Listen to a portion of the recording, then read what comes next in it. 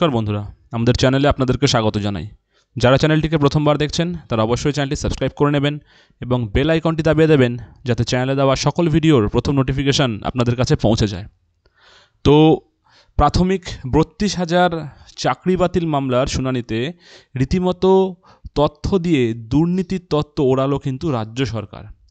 অনিয়ম হয়েছে বলে শুধুমাত্র ৩৬০টি নিয়োগে। সিবিআই তদন্ত শেষে এমনই দাবি করেছে রাজ্য।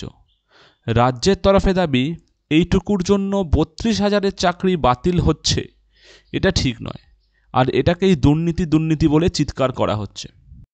রাজ্যের তরফে এটাও বলা হয় যে ২৬৪ জন প্রশিক্ষিতের টেট উত্তীর্ণ মার্কস নিয়ে ত্রুটি আর ৯৬ জন প্রশিক্ষিতর চাকরি বাতিল করে দিয়েছে অলরেডি বোর্ড নিজেই।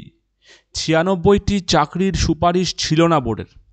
একই সঙ্গে রাজ্যের দাবি, এস বসুরায় কোম্পানি বোর্ডের হয়ে কার্যত ছাপাখানার কাজ করেছে। পরীক্ষার্থীদের নম্বর দিয়েছে পরীক্ষকেরা, সেই নম্বর বা ডেটাগুলো প্রিন্টিংয়ের কাজ করেছে এস বসুরায় কোম্পানি। রাজ্যের দাবি, ২০১৬ প্রাথমিক শিক্ষক নিয়োগ প্রক্রিয়ার সংশোধিত আইন অনুযায়ী চূড়ান্ত মেধা তালিকা তৈরি করেছে বোর্ড। জেলা প্রাথমিক স্কুল কাউন্সিলগুলো সেই তালিকা বোর্ডের কাছ থেকে পেয়ে জেলাভিত্তিক ফল প্রকাশ করেছে।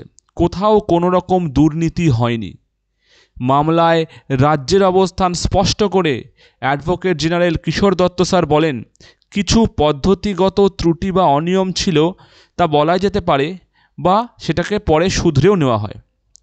৯৬ জন প্রশিক্ষিতের চাকরি বাতিল কেন করতে হলো, পাল্টা প্রশ্ন করেন বিচারপতি তপব্রত চক্রবর্তী।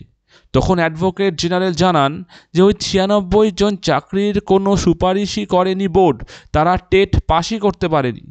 তা সত্ত্বেও তাদের চাকরি হয়েছিল বলে তাদের চাকরি গেছে। আজকে এই মামলার অন্তিম শুনানি, আজকে রায় সিএভি করা হবে।